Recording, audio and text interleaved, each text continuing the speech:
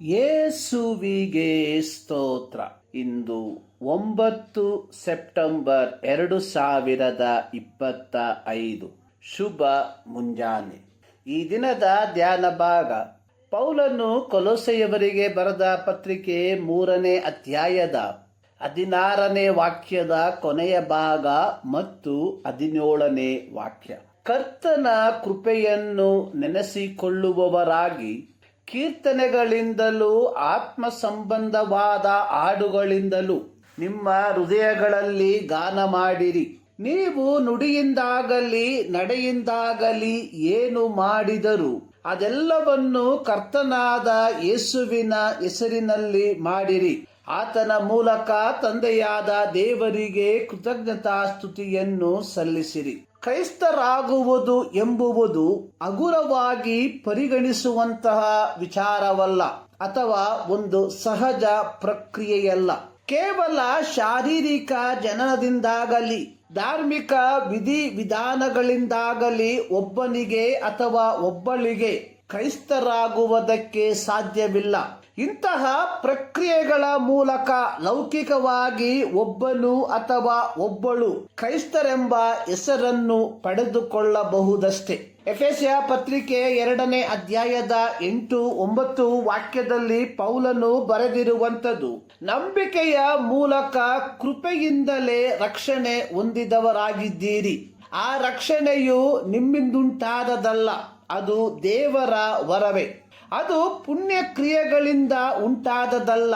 ಆದದರಿಂದ ಹೊಗಳಿಕೊಳ್ಳುವುದಕ್ಕೆ ಯಾರಿಗೂ ಆಸ್ಪದವಿಲ್ಲ. ಕೃಪೆ ಅನ್ನುವುದು ದೇವರ ಅನರ್ಹ ಅನುಗ್ರಹ ಮತ್ತು ದಯೆ. ಅರ್ಥ, ಮನುಷ್ಯರಿಗೆ ಅರ್ಹತೆ ಇಲ್ಲದ ಜಾಗದಲ್ಲಿ ದೇವರು ನಮ್ಮ ಮೇಲೆ ತೋರಿಸಿದ ಅನುಗ್ರಹ.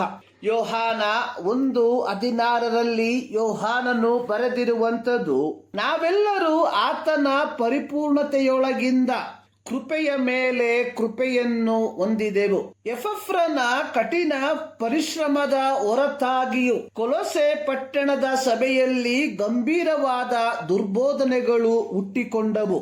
ಕೊಲೊಸೆ ಪಟ್ಟಣದ ಸಭೆಯು ಯಹೂದ್ಯರು ಮತ್ತು ಗ್ರೀಕರನ್ನು ಒಳಗೊಂಡ ಒಂದು ಮಿಶ್ರಿತ ಸಭೆಯಾದದ್ದರಿಂದ ಯಹೂದ್ಯರ ಕೆಲವು ಬೇಡವಾದ ನಿಯಮಗಳು, ಉದಾಹರಣೆಗೆ ಸುನ್ನತಿ ಮತ್ತು ಮೋಶೆಯ ಧರ್ಮಶಾಸ್ತ್ರ ಇತ್ಯಾದಿ, ಹಾಗೂ ಗ್ರೀಕರ ಪಾಂಡಿತ್ಯ ಅಥವಾ ತಾತ್ವಿಕ ಸಿದ್ಧಾಂತ ಫಿಲಾಸಫಿಕಲ್ ಥಿಯರಿ ಕೊಲೊಸೆ ಪಟ್ಟಣದ ಸಭೆಯನ್ನು ಅಪಾಯದ ಅಂಚಿನಲ್ಲಿ ತಂದಿಟ್ಟಿತು.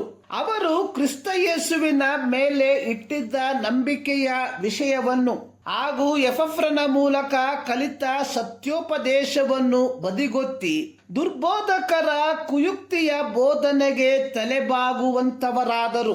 ಇಲ್ಲಿ ಪೌಲನು ಕೊಲೊಸೆ ದೇವಜನರಿಗೆ ಹೇಳುವಂಥದ್ದು, ಅರ್ಹತೆ ಇಲ್ಲದ ಸ್ಥಳದಲ್ಲಿ ದೇವರು ನಿಮ್ಮ ಮೇಲೆ ತೋರಿಸಿದ ಕೃಪೆಯನ್ನು ನೆನೆಸಿಕೊಂಡು ನಿಮ್ಮ ಹೃದಯಗಳಿಂದ, ಪ್ರಕಟಣೆ 5:9-10 ವಾಕ್ಯದಲ್ಲಿ ಬರೆದಿರುವ ಹಾಗೆ, ಸಕಲ ಕುಲ, ಭಾಷೆ, ಪ್ರಜೆ, ಜನಾಂಗದವರಿಂದ ನಿಮ್ಮನ್ನು ದೇವರಿಗಾಗಿ ಕೊಂಡುಕೊಂಡದ್ದನ್ನು ನೆನೆಸಿ ಕೃತಜ್ಞತೆಯ ರೂಪದಲ್ಲಿ ಆತನಿಗೆ ಹೊಸ ಹಾಡನ್ನು ಹಾಡುತ್ತಾ ದೇವರನ್ನು ಕೊಂಡಾಡಿರಿ.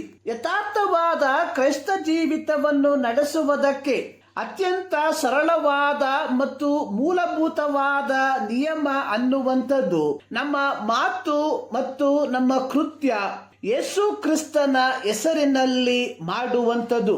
ಪ್ರಿಯರೇ, ದಿನಂಪ್ರತಿ ನಾವು ಯೇಸು ಕ್ರಿಸ್ತನ ನಾಮವನ್ನು ಉಪಯೋಗಿಸುವಂಥದ್ದು ಯಥಾರ್ಥವಾದ ಕ್ರೈಸ್ತ ಜೀವಿತವನ್ನ ಜೀವಿಸುವುದಕ್ಕಾಗಿಯೋ ಅಥವಾ ಈ ಯೇಸುವಿನ ಹೆಸರನ್ನು ಹೇಳಿಕೊಂಡು ಆರ್ಥಿಕ ಲಾಭವನ್ನು ಗಳಿಸುವುದಕ್ಕಾಗಿಯೋ. ಈ ಮುಂಜಾನೆಯಲ್ಲಿ ಸರ್ವಶಕ್ತನಾದ ದೇವರು ಈ ಅಧ್ಯಯನದ ಮೂಲಕ ನಿಮ್ಮನ್ನು ಆಶೀರ್ವದಿಸಲಿ.